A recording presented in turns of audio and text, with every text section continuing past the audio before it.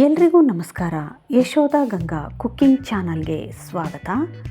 ಈ ದಿನ ಹೆಸರುಕಾಳು ಪಕೋಡ ಮಾಡುವ ವಿಧಾನ ನೋಡೋಣ.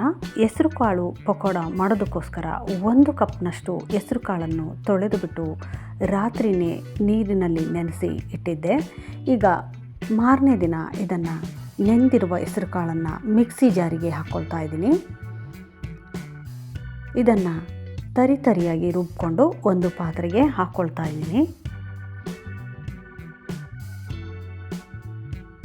ಇದಕ್ಕೇನೆ 1 ಈರುಳ್ಳಿಯನ್ನು ಸಣ್ಣದಾಗಿ ಕಟ್ ಮಾಡಿ ಸೇರಿಸ್ಕೊಂಡಿದ್ದೀನಿ. 1 ಟೀ ಸ್ಪೂನ್ನಷ್ಟು ಅಕ್ಕಿ ಹಿಟ್ಟನ್ನು ಕೂಡ ಸೇರಿಸ್ಕೊಂಡಿದ್ದೀನಿ.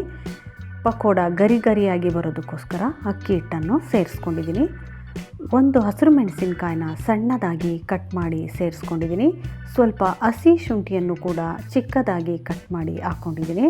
ಸ್ವಲ್ಪ ಕರಿಬೇವಿನ ಎಲೆಗಳನ್ನು ಕೂಡ ಹಾಕ್ಕೊಂಡಿದ್ದೀನಿ. ಅರ್ಧ ಟೀ ಸ್ಪೂನ್ನಷ್ಟು ಜೀರಿಗೆಯನ್ನು ಕೂಡ ಹಾಕ್ಕೊಂಡಿದ್ದೀನಿ. ರುಚಿಗೆ ಬೇಕಾದಷ್ಟು ಉಪ್ಪನ್ನು ಕೂಡ ಸೇರಿಸ್ಕೊಂಡು ಎಲ್ಲವನ್ನು ನೀಟಾಗಿ ಮಿಕ್ಸ್ ಮಾಡ್ಕೊಳ್ಬೇಕು. ಹಾಗೆ ಸ್ವಲ್ಪ ಇಂಗನ್ನು ಕೂಡ ಸೇರಿಸ್ಕೊಂಡಿದ್ದೀನಿ. ಸ್ವಲ್ಪ ಕೊತ್ತಂಬರಿ ಸೊಪ್ಪನ್ನು ಕೂಡ ಸಣ್ಣದಾಗಿ ಕಟ್ ಮಾಡಿ ಸೇರಿಸ್ಕೊಂಡಿದ್ದೀನಿ. ಈಗಾಗಲೇ ಎಣ್ಣೆಯನ್ನು ಕೂಡ ಕಾಯೋದಕ್ಕೆ ಇಟ್ಕೊಂಡಿದ್ದೆ. ಈಗ ಬೇಕಾದ ಅಳತೆಯಲ್ಲಿ ಪಕೋಡವನ್ನು ಹಾಕ್ಕೊಳ್ಬೇಕಾಗುತ್ತೆ.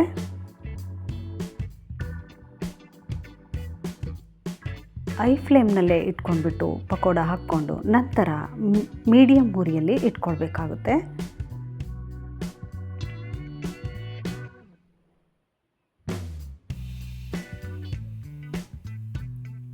ಮಳೆಗಾಲ ಮತ್ತು ಚಳಿಗಾಲದಲ್ಲಿ ಸಂಜೆ ಹೊತ್ತು ತುಂಬಾ ಚೆನ್ನಾಗಿರುತ್ತೆ ಇದು ತಿನ್ನೋದಕ್ಕೆ.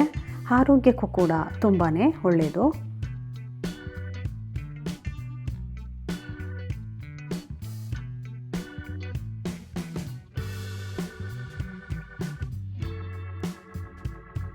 ಎಲ್ಲವೂ ಬಣ್ಣ ಬದಲಾದ ನಂತರ ಎಣ್ಣೆಯಿಂದ ತೆಗಿಬೇಕಾಗುತ್ತೆ.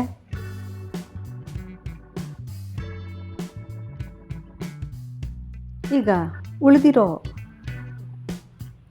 ಹೆಸರುಕಾಳನ್ನು ಮಿಶ್ರಣವನ್ನು ಕೂಡ ಮತ್ತೆ ಹಾಕ್ಕೊಳ್ತಾ ಇದ್ದೀನಿ.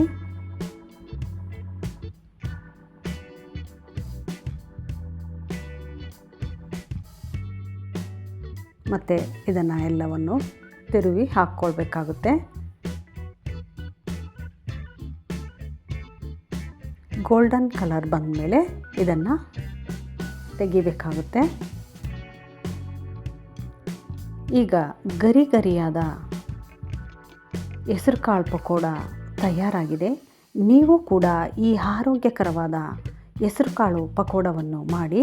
ಮತ್ತೊಂದು ವಿಡಿಯೋದಲ್ಲಿ ಸಿಗೋಣ. ಧನ್ಯವಾದಗಳು.